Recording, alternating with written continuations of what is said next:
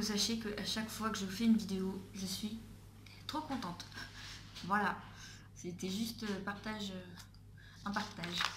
Alors aujourd'hui, donc du coup, je vous retrouve comme vous l'avez vu dans le titre, pour le vocabulaire. Voilà, la liste du vocabulaire de Scrap. Des mots que vous pouvez entendre dans les vidéos, dans les trucs comme ça. J'espère que vous bougez pas trop et que ça résonne pas trop. Donc voilà, alors j'ai pas mis les mots les plus simples comme les boutons, les stickers et les trucs comme ça. Je pense que tout le monde sait ce que c'est des boutons et des stickers. Et donc j'ai pas répété non plus les mots qu'on avait vu dans la vidéo d'avant, dans la vidéo du matériel, comme l'embossage par exemple, puisque je voulais bien expliquer, je pense. Ensuite, tout ce qui est les noms d'encre, genre les Memento, le Versamark, etc. Vous les trouverez pas là non plus puisqu'ils sont dans la vidéo spéciale encre que je suis en cours, on va dire, comment dire. J'ai pas toutes les encres ici, donc j'attends de les avoir toutes pour pouvoir les montrer et vous faire la vidéo. Donc voilà, puis comme ça j'en profite pour en tester des nouvelles à chaque fois. Et là j'en ai plusieurs à tester qui m'attendent. Donc voilà. Et aussi, les mots sont classés par ordre alphabétique. Et vous bougez, je crois. Oui, vous bougez, je suis désolée. La table n'est pas très stable. Donc, eh ben, c'est parti. Donc, on va commencer avec le mot aquarellable. Si on écoute chaque personne, en fait, je dirais que chacune ou chacun a sa définition. Pour moi, en fait, c'est tout ce qui peut se mélanger à l'eau, on va dire. Je vais vous mettre un zoom, normalement là vous ne voyez plus. C'est tout ce qui réagit à l'eau, en fait. Vous pouvez faire la peinture, on va dire, avec, en gros. Voilà. Je pense que les images parleront mieux d'elles-mêmes. Ensuite, les brads. Donc, alors je vous ai pris quelques exemples. En fait, les brads, c'est des attaches parisiennes avec des décos dessus, en fait. Avec, j'ai pas mis, avec les cabochons dessus. Voilà, cabochon qu'on va voir juste après. Hop. Alors voici un exemple.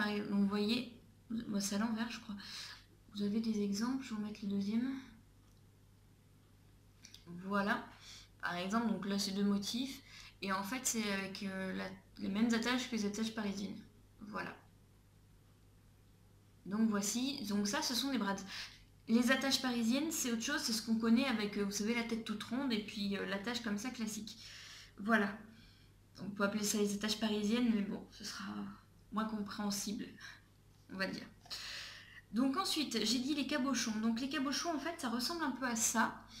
C'est en, comment dire, vous avez un motif, souvent en rond, et vous mettez au-dessus une petite pierre, un petit truc en plastique qui s'appelle ça le cabochon. J'en ai jamais trop fait, donc j'ai du mal un peu à vous l'expliquer. Je vous mettrai des photos évidemment.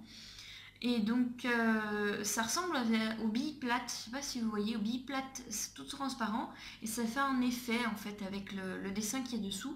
Donc je vous mettrai des images.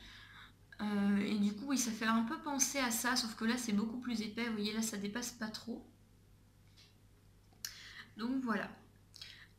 Ensuite il y a les charms, ou les charms, je sais pas comment ça se dit, chacun dit comme il le sent. Donc en fait c'est des breloques, des pendentifs, pareil, des images, je vous montrerai comme ça vous verrez bien. Ensuite on a le cardstock, donc en fait je vous ai pris tous les exemples que j'ai avec moi en fait en ce moment. Donc en fait le cardstock, j'y arrive pas à parler, on est mal barré, c'est tout bêtement du papier cartonné, donc soit blanc, soit vous voyez. Par exemple, je vous montre, hein, c'est du papier coloré ici, cartonné. Donc voilà, papier cartonné, blanc ou coloré, voilà. Uni, en général c'est toujours uni, voilà. Ça sert beaucoup à faire les fonds de cartes.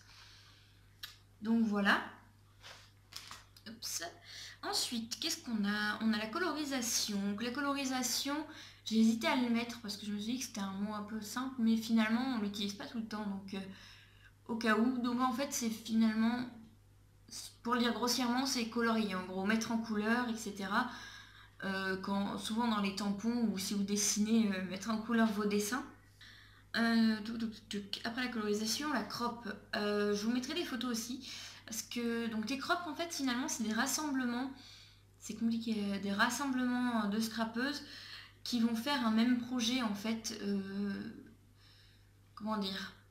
vais pas dire sous les ordres, selon une autre scrapeuse.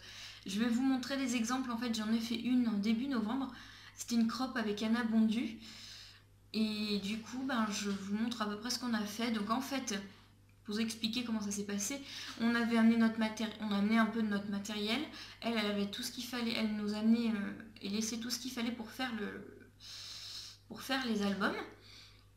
Et du coup, ensuite, elle nous a donné les consignes au fur et à mesure pour faire ces techniques et tout ça. Et c'était très très intéressant, on a appris beaucoup de choses, des fonds, Alors, vous verrez à peu près ce qu'on a fait, je vous montre vite fait quelques photos. Donc voilà, c'est toujours intéressant. Après, il faut avoir le budget, mais une de temps en temps, une par an, je pense que ça peut être faisable en général. Donc voilà. Ensuite, on a le cut and dry. Donc en fait, c'est plus un nom, c'est les noms des marques. Donc là, le cut and dry, c'est pareil, c'est en fait de la mousse pour pouvoir ancrer les bords avec de la distress. Je vous mettrai une photo du produit et si je trouve un peu une photo de ce que ça fait comme effet. Ensuite, on a les embellissements. Donc les embellissements, c'est assez difficile à définir. J'ai un peu cherché à vous dire en fait. C'est des petits éléments en gros qui vont servir à faire la décoration dans le scrap. Donc par exemple, ici on a des embellissements en bois. Si vous regardez les hauls de chez Action, si vous allez chez Action, vous connaissez. Hein. Voilà, ça c'est des embellissements en bois. Vous avez des fleurs, plein de trucs. Je vais pas vous faire une liste parce qu'il y en a tellement. Donc voilà, c'est en matière diverses, en général, voilà, c'est des petits éléments pour décorer vos albums et vos cartes. Ensuite, on a les enamel dots. Alors, les enamel dots, en fait, ce sont des petits points, des petites bulles, tout dépend comment vous le voyez. Des petits points de couleur, pareil, je vous mettrai des photos de planches. Des petits points de couleur, donc, qui font, pareil, des décos, ça compte dans la famille des embellissements. Que vous dire, alors on n'en voit pas souvent et puis on voit surtout beaucoup de dérivés, de façons de faire ces enamel dots soi-même parce que de base en fait c'est représenté sur une planche avec des stickers, il doit y en avoir peut-être entre 30 et 50 à peu près. Vous avez ça et en fait ça coûte extrêmement cher pour ce que c'est quand on prend dans les sites classiques, hein, je parle pas sur les sites AliExpress et tout ça. Donc beaucoup de scrapeuses ont développé des techniques comme faire fondre des perles, des perles classiques, ce qui fait du coup une petite tache de couleur on va dire. Après il n'y a plus qu'à coller, donc ça y marche beaucoup, ça dépend pour qui en fait, en fonction de quelle perle et tout ça. Enfin, je vais pas me lancer là-dedans, pareil, j'ai pas essayé donc je peux pas vous dire exactement. Mais voilà, c'est des petites taches de couleur et puis vous avez plein de façons du coup de faire si vous cherchez un peu sur internet. Ensuite, du journaling. Le journaling, en fait, c'est tout simple. Ce sera, c'est les textes, on va dire, dans les albums. Je vais essayer de vous mettre des photos. Alors, j'ai essayé de trouver des photos avec pas toute une page de texte. Mais en général, voilà, c'est quand il y a quelques phrases. Je pense pas que les tampons avec les écritures comptent dans le journaling. Le journaling, c'est vraiment, pour moi, hein, la définition que je vois, c'est vraiment quelque chose d'écrit à la main. Voilà. Ensuite, on a maté. Donc, c'est un terme que j'entends plus trop moi, dans les vidéos. Mais en fait, maté, c'est... donc, on a notre photo ou notre cadre. On va le mater sur un papier, c'est-à-dire en fait on va le coller sur un papier qui sera plus grand, ce qui fera un cadre ou une bordure unie. Voilà. Je vais vous mettre des photos. J'ai toujours du mal à expliquer en fait, et je trouve que les photos c'est toujours beaucoup plus parlant. En gros, voilà. Ensuite, on va avoir des mini-albums. Alors, souvent c'est appelé des mini, on va pas appeler ça des mini-albums pour raccourcir. Donc, c'est ce que ça se dit, hein, c'est des albums. On appelle ça toujours des mini, même si c'est grand en général d'ailleurs, ce terme. Donc, voilà, c'est un sur lequel je suis en train de travailler en ce moment. Donc en gros, voilà, c'est un album photo. Donc, vous voyez, en général, on fait la structure et puis après, voilà, il y a les pages. Moi, j'en ai fait qu'une pour le moment. Et après, on y met ses photos, son journaling, ses embellissements, etc. Voilà, on le décore à sa sauce. Ensuite, on va voir les pads d'encre. Alors voilà, c'est pareil, c'est des mots qui sont, je pense, pas difficiles à comprendre. Donc les pads d'encre, en fait, c'est tout bêtement, voilà, le pad exactement, ça va être là où il y a l'encre. Voilà. Ensuite, quand on dit qu'on fait une page de scrap, alors c'est pas les pages toutes simples comme on va découper, comme on va trouver dans les albums, on va dire comme ceci par exemple, pour prendre l'exemple de ceux d'Action. Les pages de scrap, elles font en général 30 cm par 30 cm ou 30,5 par 30,5. C'est la taille environ d'une page. Et en fait, quand on dit qu'on fait une page de scrap, c'est qu'on décore une page, on met une photo, puis ensuite on la décore en scrap autour. Voilà. En gros, pareil, je vous mettrai des photos. J'en avais fait une, mais je l'ai pas amenée, j'ai pas pensé. Ensuite, on va voir le Project Life. Alors, je vais essayer de l'exprimer assez clairement, puisque pareil, c'est pas quelque chose que je fais. C'est une façon de faire du scrap, en fait. En gros, pour celles qui n'ont pas trop de temps non plus, qui veulent scraper, mais qui n'ont pas forcément le temps. Du coup, il va y avoir, comment dire, en fait ça va se présenter sous forme de classeur en général, avec des pochettes compartimentées. Et du coup, le Project Life, il n'y aura plus qu'à décorer des cartes ou des photos et à glisser ça dans les pochettes. Et puis voilà, en général, les personnes qui font le Project Life utilisent une page et une pochette, on va dire, par jour ou par semaine ou par mois en fait. Ensuite, on va voir le killing. Alors le killing, c'est pas vraiment un terme de scrap, mais vous risquez d'en voir, ou vous en avez peut-être vu, entendu parler. C'est en fait une technique qui consiste à rouler des bandes de papier et qui, pour en faire des motifs, des dessins et tout ça, c'est quelque chose qui est magnifique. Ensuite, on va voir le rhodoïde. Donc le rhodoïde, c'est tout bêtement en fait des feuilles de plastique transparent. Voilà, pas du calque, c'est vraiment des feuilles de plastique transparent. Vous savez, c'est les pages qu'on va utiliser en couverture pour les dossiers ou les trucs comme ça. Dessous, vous avez, à la fin, vous avez une feuille cartonnée. Vous avez votre rapport de stage, votre dossier, tout ça. Et au-dessus, vous avez une feuille transparente. Donc voilà, en gros, le rhodoïde, c'est ça. Ensuite, vous allez avoir les scrap rooms.